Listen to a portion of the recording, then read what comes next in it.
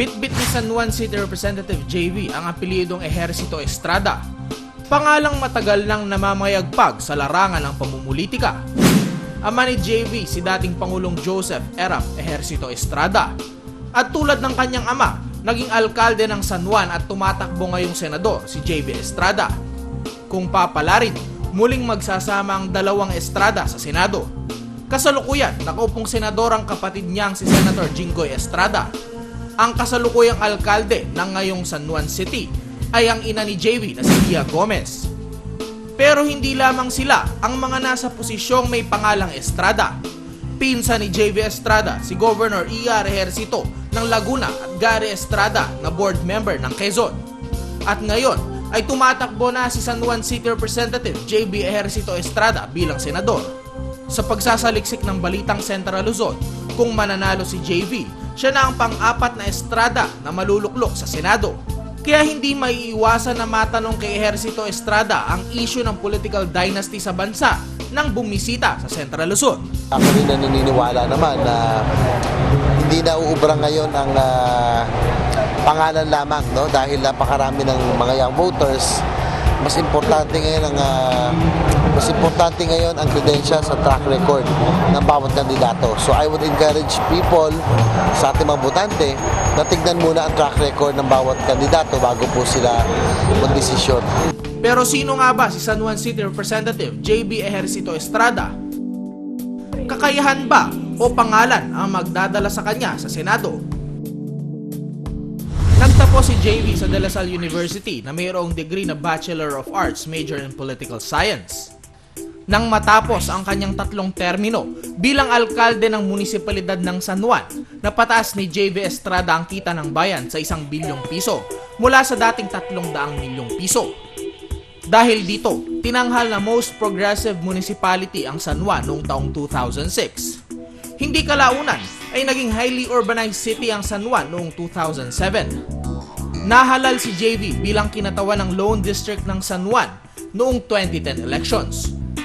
Bilang isang kongresista, nakapaghain si Ejercito Estrada ng 149 House Bills at 18 House Resolution. 5 dito ay naipasa na sa Senado sa loob lang ng 2.5 taon. Isa na dito ang kilalang Kasambahay Bill na ngayon ay Republic Act 10361 o Kasambahay Law na nagbibigay ng karagdagang benepisyo para sa mga kasambahay. Kaya ang mga kasambahay natuwa sa naging hakbang ng representante. Okay lang po, walang akong problema. Yun nga ang tinatanggap ko is 4,000 tapos pag pag lumalabas ako, binibigyan ko pa lang ng extra na pera. Tapos kung may pera naman siya, sige, binibigyan ko ng mga gamit.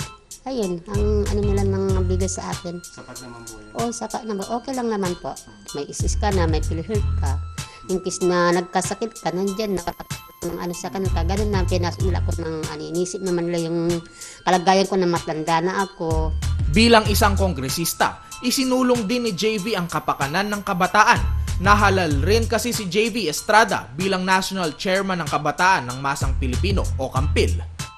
Itinayo rin ni JV Estrada ang Mamamayan Ayaw sa Droga o MAD na advokasya ang pagsusugpo sa pagkalat ng ipinagbabawal na gamot. Isa ring hinahanga ang businessman si JV Estrada. Nahalal siya bilang Junior Chamber International at tinanghal bilang Most Outstanding National JC President noong 1998. Dahil sa bilang ng mga kinatawan na nagsumite ng House Bill at Resolution, si JV ang pangsyam na tinaguriang prolific lawmaker sa 15th Congress. Taong 2010, tinanghal na one of 15 most outstanding congressman si JV. Isinusulong rin ni JV ang karapatan at kapakanan ng mga mamamahayag. Kaya naman noong 2010 nakakuha siya ng pagkilala sa National Press Club para sa kanyang advokasya sa pagprotekta sa mga Pilipinong mamamahayag. Hindi naman maikakaila ang karisma ng mga Estrada sa masa. Sa kabila kasi ng mga kontrobersiyang kinaharap ng pamilya Ejercito Estrada, tila mainit pa rin ang salubong sa kanya ng mga mamamayan.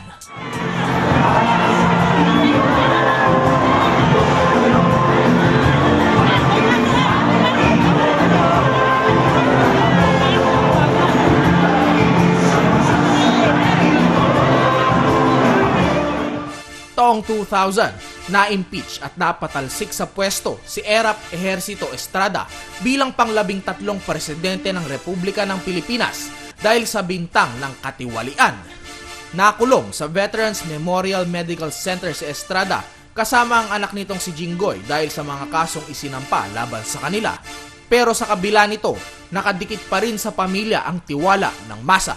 Kahit anong ginawa pa nila kay Pangulong Erap, no? Siniraan na noon, lahat na ng pambabastos.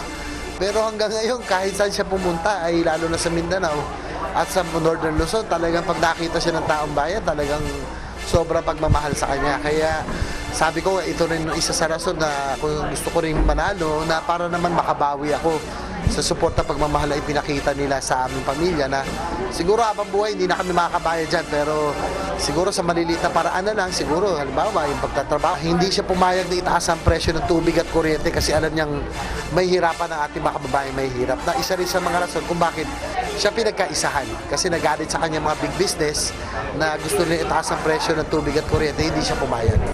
Base sa pinakahuling survey ng Social Weather Station o SWS survey na ginawa noong buwan ng Pebrero, nasa pangatlong pwesto ang pangalan ni Ejercito Estrada. Pero hindi raw siya magiging kampante.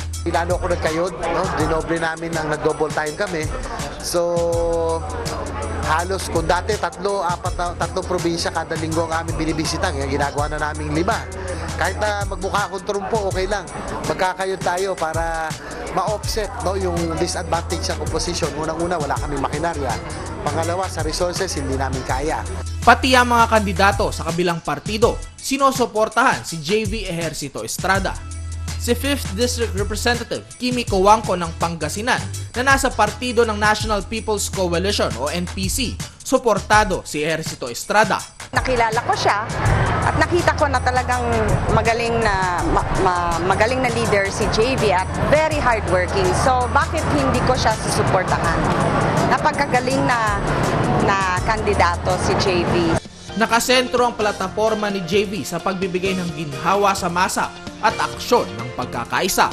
Bilang isang dating youth leader, kabilang daw dito ang pagbibigay ng dekalidad na edukasyon sa mga kabataan para makasabay sa makabagong panahon. Bilang tagapagsulong ng karapatan ng mga manggagawa, kasama sa plataforma ni JV ang pagpapalago ng trabaho sa bansa sa pamamagitan ng paggawa ng mga batas na makakaakit sa malalaking kumpanya. Mataas na antas ng edukasyon, karapatan at proteksyon ng mga ordinaryong manggagawa at pagpapalago ng kabuhayan sa Mindanao. Ito ang mga pangako ni JV Ejercito Estrada kung sakaling maluklok sa pwesto. Bagaman ang Salwan ay maliit na lungsod, may pagmamalaki po namin dahil dito na dito sa kanila Dick Gordon na dati rin nagsilbi bilang mayor sa Subic, sa Olongapo City. Ang ating pong lungsod, ang Salwan, ang isa sa pinakamaunlad na lungsod sa Pilipinas ngayon.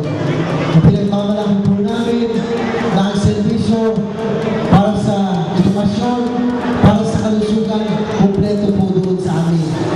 Alam nyo, nung panahon ng Premier Mayor, taong 2001, kahit na po ko'y nasa posisyon mga panahon ngayon, dahil sa aming sarili pagsisikap, naiangat po namin ang kinikita po ng Salwan. Nagsimula sa 3 bilyon, natapos po ng 1 bilyon. Kaya ngayon po, ang Salwan ang tinagurian top performing in terms of delivery of basic services. Kaya mga kababayan, yan po ang nais natin maitulong sa ating mga kababayan sa ibang lugar, lalo-lalo na ang mga bayan na hirap. Kung paano mapalago ang kinikita ng sayanon, ang servisyo para sa mamamayan ay mapaganda. At po ang isa sa mga nais natin makita at alam ko rin bilang isang dating leader na bataan bago pa ako pumasok sa politika ay gusto niya ang isa sa mga pinaglalaban ng advokasya, ang edukasyon, ang first education o kolehiyo. Ako po si Joshua Lansangan, alerto, alisto sa pagbabalita.